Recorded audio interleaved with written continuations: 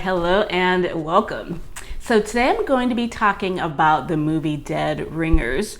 Now the reason why I wanted to review the movie is because they have come out with a series, Dead Ringers, starring Rachel Weisz, or Weisz, I'm not sure how you pronounce her name.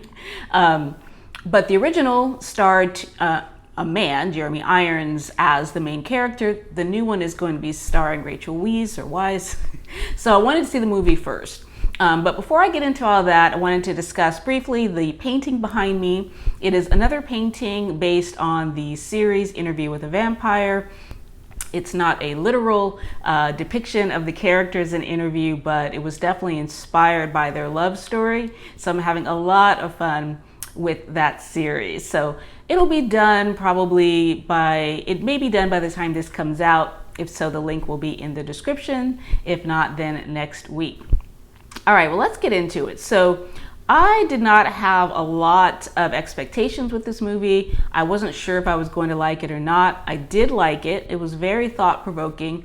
I don't think it would be for everyone, though. It does have graphic thematic matter, and there's some scenes that might be not a lot. I mean, I was expecting a lot more, but there's like a surgery scene that's fairly graphic. Now, I've watched heart surgeries, not live, but on television, and it doesn't bother me. But I think that's probably the scene where if you're very gore averse, it's not that long, but that's really the only thing. But the story is really, really interesting, I thought. So basically, if you don't know, the story is about, and there's going to be spoilers. So this is an old movie, so it's going to be spoiled. Okay. But it's about twins, these two twins named Bev and Ellie. Now it's really cool how it opens. It opens with a quote, you've heard of sex? And it's like, that's the opening line before you see anything. And then you see these twin boys are probably like, 10 years old or something like that, talking about sex. So that really, sets it up. I mean, the way they're talking about it, it's like they're children, but they're very intelligent children. So they're talking about it in a childlike way, but at the same time, it's like very sophisticated. So they approach this young girl and they want to have sex with her because they have this theory that humans have sex touching because they're not like fish. Fish reproduce by fertilizing eggs, so they don't need to touch. So they want to test out this theory. So they approach this neighbor girl and they're like, would you have sex with us? They're British. And she tells them to fuck off or whatever. So that really sets the stage of the character of these two. They do everything together. So we see them go on to medical school and they get some high honor. They come up with this new implement to use during surgery, and they're recognized before they've even graduated. So they're going to be really successful doctors. And then we see them go on to have their practice. They are OBGYNs, and they share an apartment. So they share everything. So what we see is they share a career, they share weird personalities, they share an apartment, and we also learn that they share sexual partners. So one of them is the more flashy, outgoing one. The other one is a little bit more sensitive and awkward. So the outgoing one, and he dates a lot of women, but he doesn't even really go to bars or anything like that. He basically dates their patients, sleeps with them, not dates, sleeps with his patients, and then gives his leftovers to his brother. And then the brother gets his brother's sloppy seconds and then comes back and tells the brother all about the sexual experience. So these are some weird people, right? But that's what's up. So the turning point, so we see, okay, they're weird. They have a very enmeshed, bizarre, highly intelligent and successful lifestyle, but they're weird, right? The turning point is when one of the patients the outgoing one is Ellie, the Shire one is Bev, Ellie and Bev. So Ellie dates or sleeps with his patient named Claire Neveu. Now, the reason why he slept with them, Bev actually met her first. These doctors specialize in infertility. And this particular patient, Claire Neveu, comes in because she wants to have children. And it turns out she's also very weird. She happens to have 3 cervixes. Now, women only have one. She has 3. So she's not going to be able to have children. And this is devastating for her. She's an actress, so she's very famous. So when Ellie, the outgoing one, finds out from Bev that Claire is one of their patients, he sees her as like a sort of a second opinion, and she doesn't know that they're twins. She thinks it's the same doctor. So anyway, she ends up sleeping with Ellie. Ellie gives her to Bev. But the thing is, Bev and her end up really clicking. Not at first, it was a rocky start, but they end up really clicking and even falling in love. Now, this is what's different, because now all of a sudden these brothers who do literally everything together as one, this is the first time where there's a shift, because Bev this time does not want to share the details of his sexual exploits with Claire. And before I move on, I think it's interesting, her name. I don't know if this was done on purpose. I imagine so, but her name is Claire Neveu. Claire meaning like clarity. Neveu similar to nouveau, like new, so like a new clarity. Anyway, she's a game changer because Bev really cares about her and does not want to do these games anymore. Now, they've been playing games with her. They've been pretending to be one doctor, one person that she's sleeping with. And so it all comes out. She ends up forgiving Bev and they continue on with their relationship.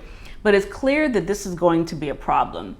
It's clear that it's going to be a problem because this is interrupting the enmeshed relationship that Bev and Ellie have had. So Claire is interesting because she's a drug addict, right? She's a functional drug addict. She's an actress. And so as an actress, she has access to doctors who will write prescriptions for her. So she's like addicted to prescription drugs, and she actually knows just as much about drugs as the doctors do, pretty much. So Bev ends up not only being dependent upon Claire, but he ends up going on drugs. Now, prior to this, they didn't really do drugs, neither the twins. But once he hooks up with her, and she's always doing them, and he starts having these psychological problems because he's sort of like separating from his brother, he starts going onto drugs. So he's dependent upon the drugs and he's dependent upon Claire. So this is troubling for Ellie, and Ellie doesn't want to see her. He's not interested in her, but he kind of wants to start dating her again because this is weird. This is like new territory, and she doesn't want him. She only wants to date Bev. So what happens is Bev and her, like I said, are very enmeshed, but she has to go away for work. She's an actress. Now, while she's away, Bev, because he's very strung out and dependent upon her, he calls her and a man answers the phone.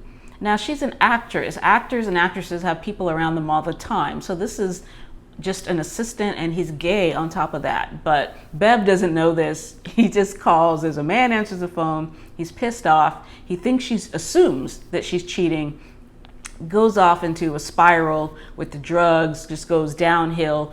But in the meantime, he kind of falls back into his dependency with his brother. So the two of them kind of become enmeshed again while she's away.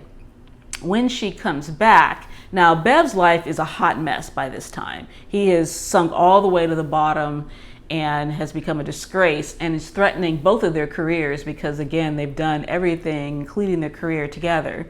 So she comes back and she kind of laughs at the misunderstanding, and they end up reconciling. And while they've reconciled, he ends up being given the drugs again because he was trying to get sober. His brother was trying to help him get sober. She comes back, goes back on the drugs, but now he's functional. Now he's not in detox and he's not flipping out. So he's now in his right mind, and he's concerned because he hasn't heard from his brother. And, like I said, they're very enmeshed. So Bev thinks it's really weird. Why hasn't Ellie called me? Why hasn't he checked up on me? So in the meantime, he's like, I need to go see how he is. And Claire tells him, it's like, don't go back to him. If you go back to him, he'll never let you come back. and that ends up being prophetic. He goes, checks on his brother. While Bev was away, Ellie ends up going down the tubes. So now they're both down the tubes, and they just go all the way down the tubes together, and they end up dying together. Now, this story was based on a real story of two very strange twins who were OBGYNs, who everything was pretty much, except for the addition of the lady, everything else was the same. They were doctors, they got onto drugs, they died on the same day, and the one died before the other. And there's no real explanation for why the second twin died. And this is the real life story, they found barbiturates in the system of the first twin. And at first they speculated, well, maybe it was like a fast detox, because if you detox too fast, apparently you can kill yourself. But then that's accompanied by usually stroke or convulsions or things of that nature. And there was nothing like that. So they're not still to this day sure why the second twin died. But in this story, it's clear that they just couldn't live without one another. All right, so what does it all mean? That's the question. I have my theories. Obviously, one theory is as good as another, but they really played with the idea of conjoined twins, because at one point when Bev was down the tubes and Ellie was trying to pull him into recovery, Bev was like, why don't you just go live your own life and just leave me alone? And Ellie brought up the idea of the first separated conjoined twins, who apparently Chang and Aang, one of them died of a stroke and the other one died of fright when he discovered that his brother was dead. So that was his answer. He's like, I can't just go live my life because, like, basically you are my life. And at one point, Bev even says, or hints at the fact that they have a shared nervous system. Now, he kind of says this offhandedly, but you get the idea. Well, that's the idea that they were playing with, that they, although they were not born as conjoined twins, they're just identical twins. But the thing is, with conjoined twins, it's accepted wisdom that you should separate them if you can. And the only reason why you wouldn't is if they shared like a major artery or like an organ or something like that, to where if you separated them, they would die. But other than that, you always try to separate them if you can, so that they can try to live normal lives. Well, this story, I think, posits the notion, what happens if two people are joined at the soul, or joined at the nervous system, or joined spiritually, or whatever you want to call it? Is it just as dangerous to try to separate them? And I would argue that the movie says yes, that if two people are joined at the soul, you cannot separate them any more than you could separate conjoined twins joined at the chest, who share an aortic artery, right?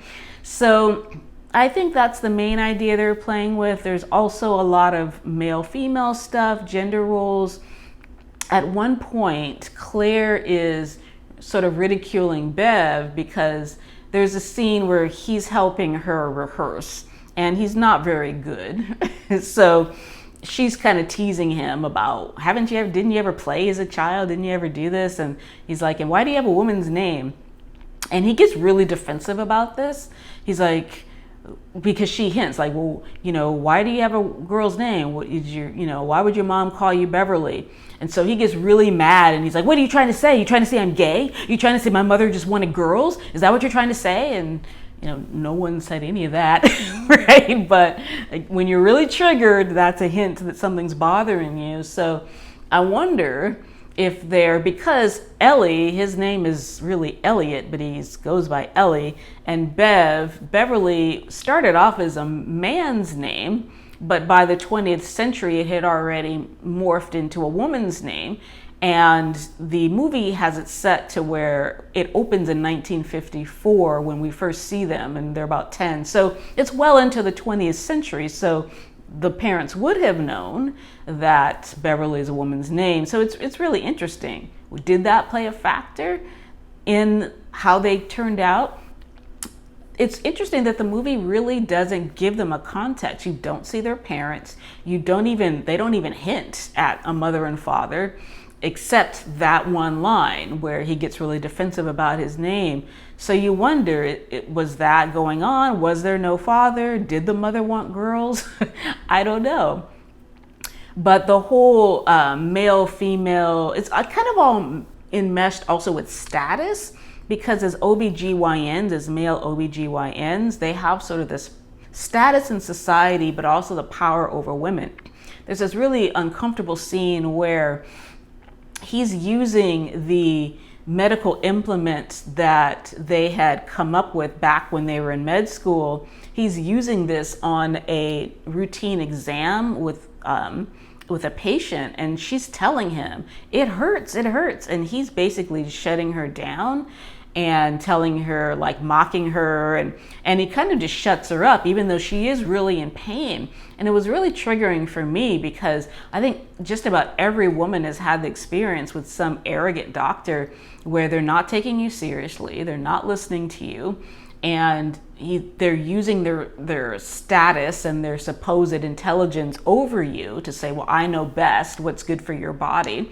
So there's a lot of that. Also, the fact that in real life and in the movie, they were able to get away with this for so long because it's like they had this sort of shield of doctor, right, protecting them, shield of money and status and all these things.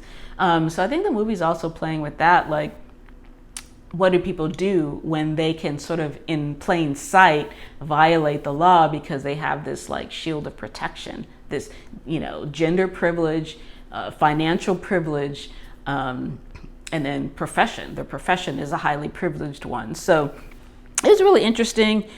Those are just my ideas on what it meant. I'm really, really curious to see how the series is going to handle this, because the series obviously is starring a woman. So I wonder how they're going to play with some of these themes in the show. So I'm really looking forward to that. So that is all I have for you today. If you're into these kind of movies like I am, like psychological horror, check it out. I think you really like it. It's really, really amazing acting. So I think the series has some big shoes to fill. So we'll see how they do. So anyway, until next time, have a beautiful and wonderful week, and I'll see you then. All right, bye-bye.